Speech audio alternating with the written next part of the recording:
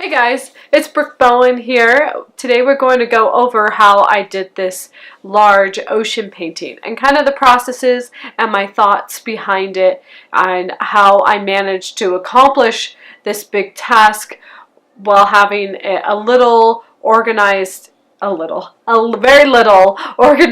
in my mind, so I knew that my end product would end up where I wanted it. Okay, so first I drew out the ocean painting. I am not the kind of artist who likes to transfer my drawing onto a canvas. I like the feeling and the motion of a drawing. I feel like that can be best accomplished sketching it straight onto the canvas. What I did to prepare for this painting was that I actually did a small sketch in scale that I overcame some of the hurdles that I was afraid I was going to face with the colors and with the sizing. I wanted to make sure that the composition was going to be correct. And so that's all that I did in preparation for this painting. I never drew it out large. The small scale is actually like an inch by like 3 inches. It's very, very tiny. More like an inch by 5 inches. And as you can see, I get interrupted by children a lot. And this is my sweet new baby, who's adorable. Oh my gosh, it's cute cheeks.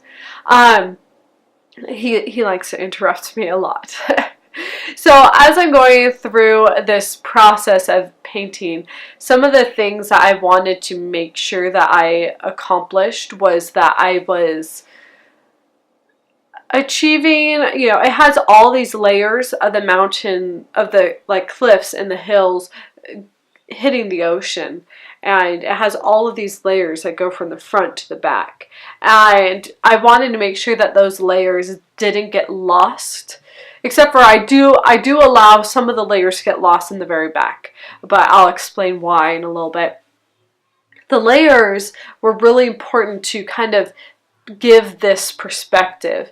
And so like when you go to the beach, or if you just Google like beach images, there are a lot of different images. Some are bright and some are sunny, some are cloudy, and but when you're looking at the shoreline from some of these photographs, there is a wide variety on how far out you can see the shoreline just from what kind of atmospheric conditions are there in that area.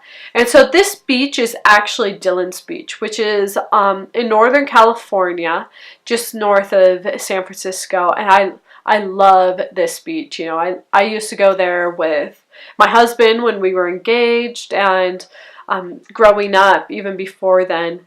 And I wanted to kind of capture, California is interesting. Sometimes people only think of the beaches in Southern California, which are bright and sunny and happy and pretty with sand and all this fun stuff. But in Northern California, it starts getting closer to like Oregon and Washington even. There, all those beaches up the coast there are just gorgeous. These rocky, and some days it's kind of cloudy and overcast, but I wanted to be able to capture that with this painting. And part of the way I wanted to capture that was increasing the atmospheric perspective. And so you can see as I'm doing the ocean, I added some of that perspective in there, but you'll really see it as I'm starting to do those hills and mountains. So with the ocean, how I wanted to create that was in the front, in the part that was closest to me. And you'll notice this in a lot of paintings of the ocean. It has a lot of descriptive brush strokes. There's a lot of contrast. There's a lot of thick brush strokes. There's a lot of color there, and so it looks more descriptive. So it doesn't necessarily look more realistic always, but it has a lot of information there. And as you go further and further back, there's less and less information. it's closer, it's kind of like this greenish, grayish versus bright white, and a lot of different colors within the ocean itself. And as you get back, it actually becomes closer to the color that I was planning on doing for the sky. So I already had the sky color planned out, and it becomes a little more purple in the background, and you don't see every wave. You know, it's really blended. And so as I'm getting back, you know, it's less work for me. And the front is all this fun, you know, stuff all working together, but in the back it's very little. And then as I get to the mountains, I'm doing a really similar thing with the mountains. So I'm doing the highest areas of contrast and color right in the front kind of hill, mountain, cliff, whatever you want to call it, area. And so this specific area has a lot of these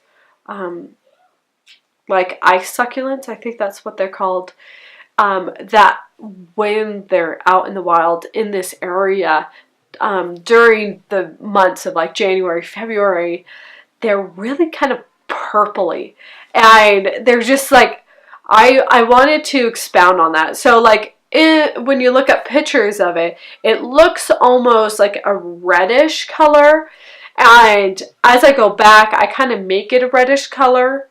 But in the front, I wanted to like exaggerate this purpley color because it's such kind of this unique color that really specifies this special area. This, you know, every place you go is very unique. I wanted to be able to capture that in this painting. And so you'll see I do a lot of contrasting, a lot of detail, not, you know, and not specific realistic detail, but a lot of that kind of commotion up in the front.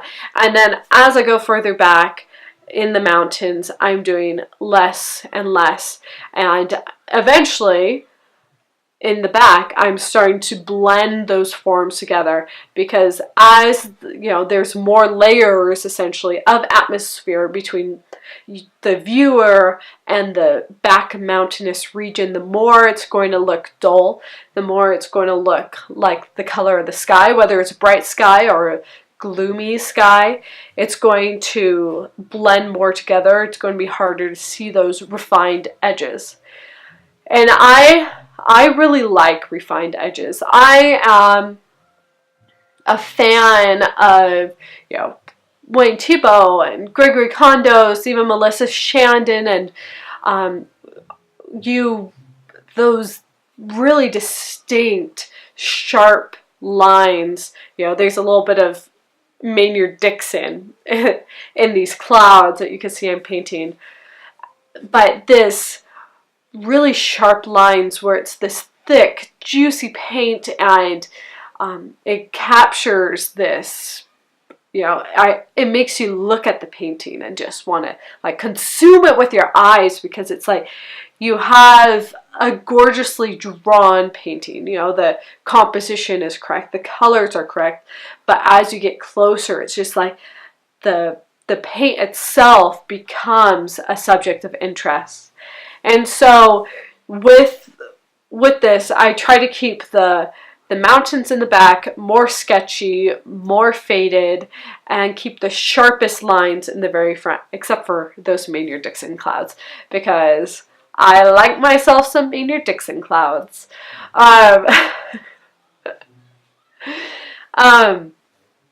But this, you know, entirely this painting was just so much fun to do. I don't usually get to do this large of paintings because since I've gotten, as I'm getting back, you know, doing painting on a daily basis, I was, not anymore, I was doing a lot of smaller paintings because that's a lot easier to do when you have little kids around. You know, you can do it and then be done. And do it and be done, and get all these ideas out in a very short amount of time that you have to paint itself. But one thing that I love to be able to do with my artwork is that I am really intent on capturing this emotion. You know, when you go out into a landscape, if you go to Dillions Beach and you come, you come right over the hill and you see the ocean, it's like smack dab right there. And that feeling that you get when you come into a view, and that's one of the reasons why I don't do so much of the tracing of the very specific drawing, because I feel like some of that emotion of the place itself gets a little lost. And so I like, at least for me as the artist, as I'm painting it, I want to be able to feel that emotion throughout the entire painting. And I'm not always good at that, but it's one of those reasons why when I am drawing it out, I'm using a paintbrush, I'm doing these big strokes with my arm. I'm using my body, because being able to experience those emotions when you see something, when you see a person, when you see a landscape, all these subjects that I paint, that emotion is what really moves me. If you like this video, give it a like, give it a comment, share it, do whatever you want to it, but definitely go over to my website, which is brickbowenart.com, and go sign up for my email list.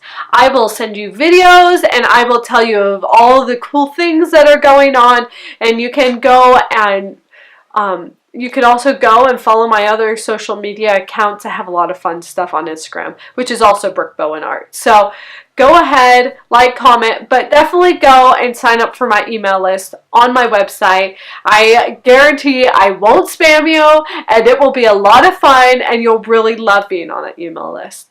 So thank you very much for watching, and have a wonderful day.